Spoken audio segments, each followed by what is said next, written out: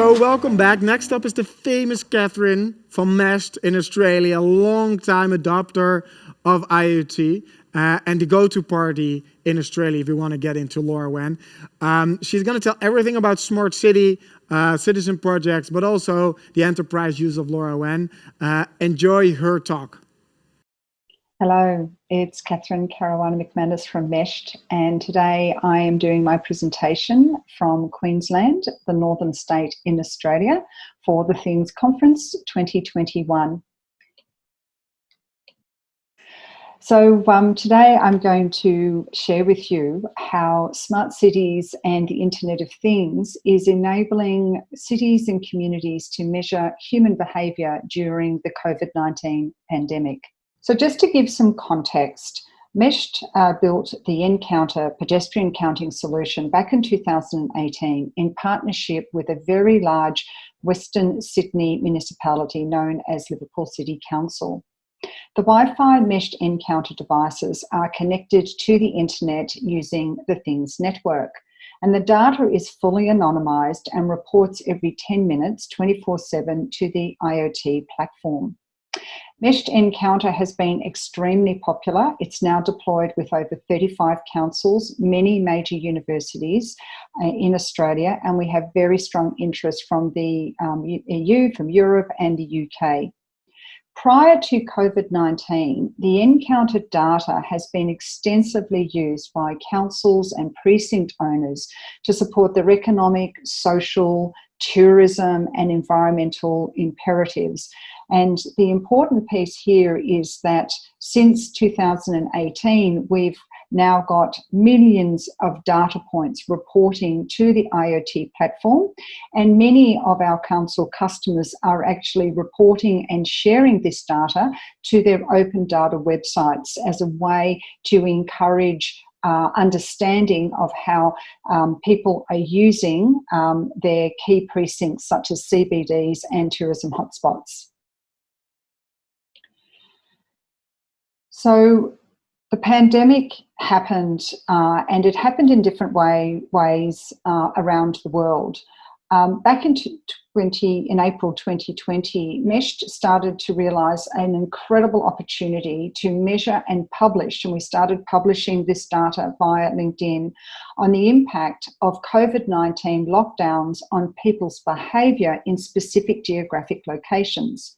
So we were able to use the fully anonymised, accurate and aggregated data from over 100 locations across 24 local government areas derived from the IoT platform.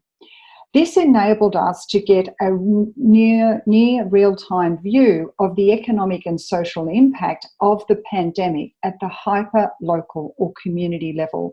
So we're talking at the street, precinct, tourism hotspot level.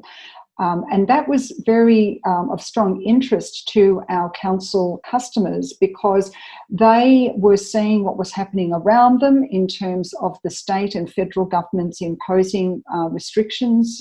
They had to do a lot of closures in public places. So the pedestrian counting data was immediately seen as a great tool for them to understand how do they prepare safer, hygienic services using their asset management people to go into parks and into CBDs and public places to ensure they put up signage and people are, adhering to social distancing. But more importantly, the driver for the COVID-19 Pedestrian Index was to provide them with ideas and recommendations of targeted stimulus and investment particularly for those communities who had experienced the greatest economic and job loss. As well as providing them with ideas around mobility and safer public places in order to get people back to work and back to the streets and engage in social and economic activity when it was safe to do so. So the pedestrian index started to gain a lot of global attention. We were posting the weekly updates of the aggregated data sets, and that was being done mainly by Paul McManus and we from Meshed, and we also posted it on our Meshed IoT LinkedIn profile. What we saw was a significant decrease in the median foot traffic in place as soon as the Australian government and federal and state governments introduced their social distancing policies and mandatory quarantining. What's important to note here is that the pandemic obviously meant different impact in different places. So in Australia, we had a very unfortunate focus of the pandemic on the eastern seaboard, because that's where most of new arrivals and people coming from overseas come into Australia, whereas it wasn't so much of a major issue in Western Australia, which is quite isolated from the rest of Australia. So what this graph here is showing you is the tangible effect of the COVID-19 as part of the measures that governments took to keep people safe in terms of lockdowns and limited experiences, work from home and all those sorts of strategies started to play.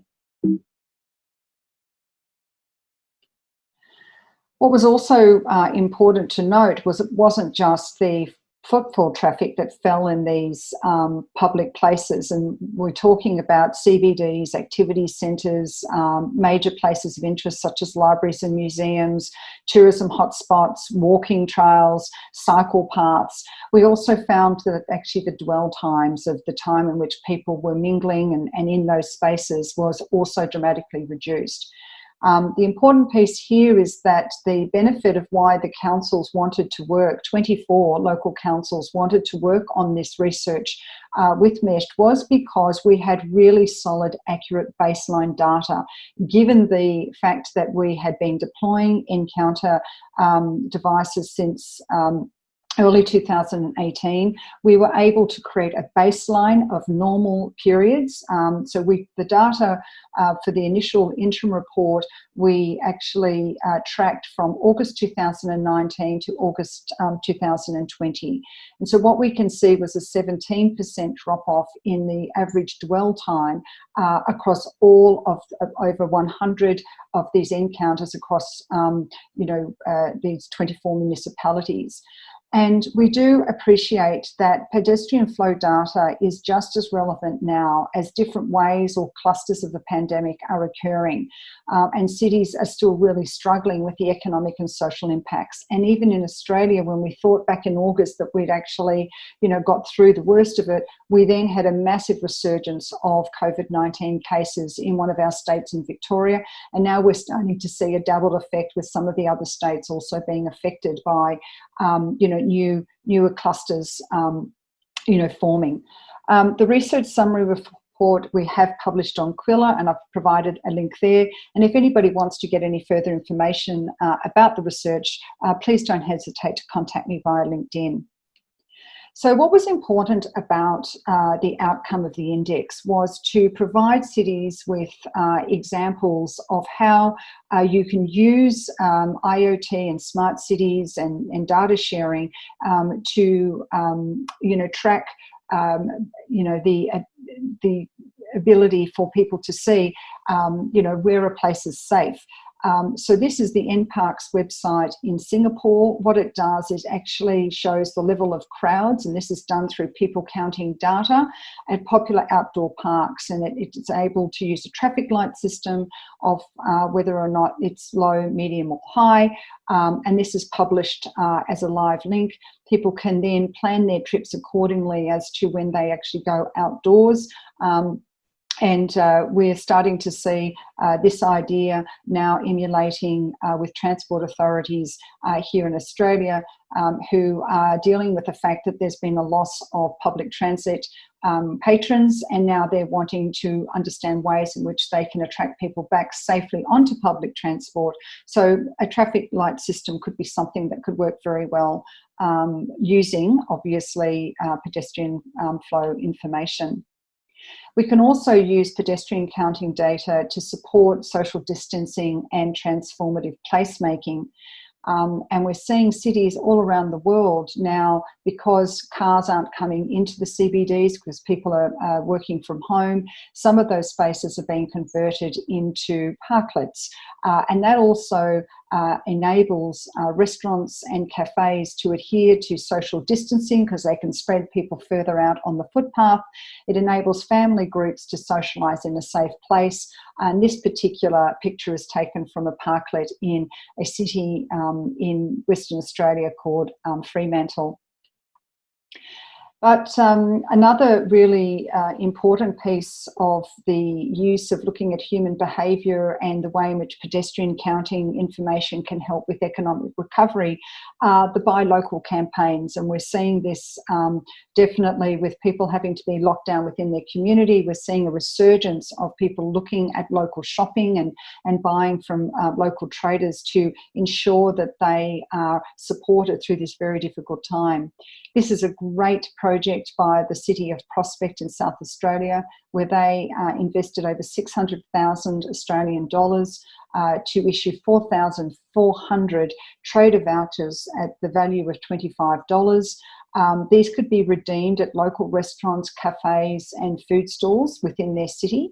And it could be redeemed by people, vulnerable families, aged care, community groups, so that they could actually keep the kitchens going whilst there were the lockdowns, the mandatory lockdowns. And the way that they used the pedestrian counting data was to pinpoint within their city the trading areas that had been impacted the most in terms of the loss of the trade and footfall traffic. So I hope that was useful. Please don't hesitate to connect with me on LinkedIn, and I wish you all the best for enjoyment of some fantastic content with the Things Conference. Thank you.